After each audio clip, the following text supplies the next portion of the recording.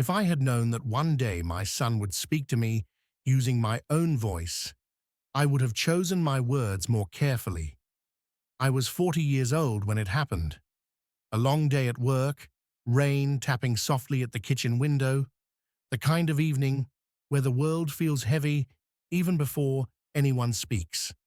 I placed my bag down, loosened my tie, and barely looked up when my teenage son, Elliot, spoke.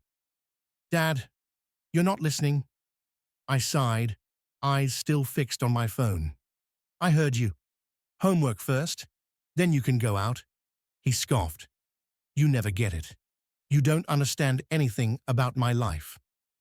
My heart stopped, because those words, those exact words, were the same ones I used to slice my own father apart decades ago. And suddenly, the kitchen wasn't just a kitchen.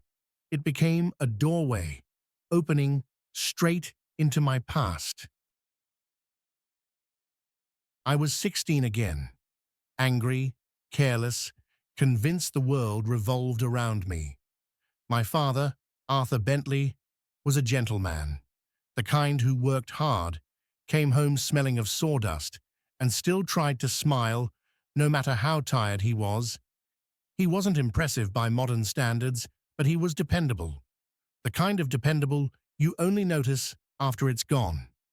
He would come home, place his old lunchbox on the counter, and ask, "All right, Tom?" And I barely acknowledged him. He asked for help. I refused. He asked for time. I ignored him. He asked to be a part of my future, and I shut him out. I remember the worst moment like it's tattooed on my memory. He came to my bedroom door one rainy evening, holding a letter from my college. "Tom," he said softly, "they're having a meeting about your course choices. I thought, maybe we could go together." And I, in all the arrogance of teenage ignorance, stabbed him with a sentence I can never take back. "You don't know anything about my life. You're just a shop worker. You're not a success." His face didn't break. It dimmed, like a candle flickering out. He nodded, placed the letter gently on my desk, as if it were fragile, and walked away. I didn't realize it then, but I had wounded a good man. Years later, illness took him down slowly. Hospital rooms, white walls, cold floors. He shrank inside those thin blue gowns, but his gentleness never left. One afternoon, he reached for my hand and whispered, "If I wasn't the father you needed, I'm sorry. I tried my best." And I said nothing. No apology, no forgiveness. Just a cold, "Can we not do this? It's awkward." 3 months later, he was gone. Life moved forward, as life always does. I grew up, built a career, became a father myself. I told myself I was doing better. I bought my son things, took him on trips, provided everything I never had, but I didn't give presents, I didn't give patience, and I didn't give the one thing my father always offered: time. So, when Elliot said those words, "You don't understand anything about my life," it felt like the past had finally come to collect its debt. My heart cracked open in the middle of that kitchen. That night, when the house fell silent, I sat alone at the table, the same table where Elliot used to crash toy cars when he was little. And I whispered into the emptiness, "I'm so sorry, Dad." Guilt that had slept inside me for 20 years finally woke up. Every ignored request, every rolled eye, every cruel sentence came back and stood in front of me. But regret, no matter how strong, cannot bring back the dead. The next evening, I stood outside Elliot's door. I knocked. No answer.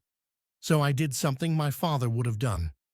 I sat down, right there in the hallway, on the carpet.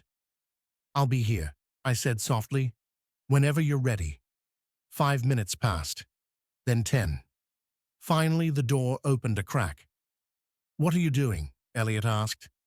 "Trying again," I said, with a small smile. "Trying better." We sat in his room, he in his chair, me on the edge of his bed. And I told him everything about my father, about the things I said, about the things I never got to say, about the pain of recognizing your old mistakes in your own child's voice.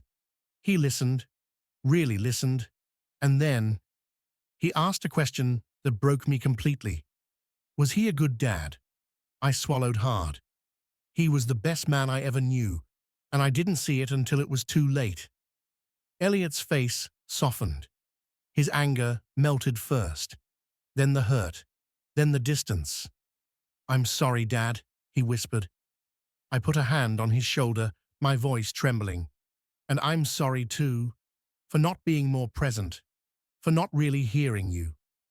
He leaned his head on my shoulder, just like I never did for my father.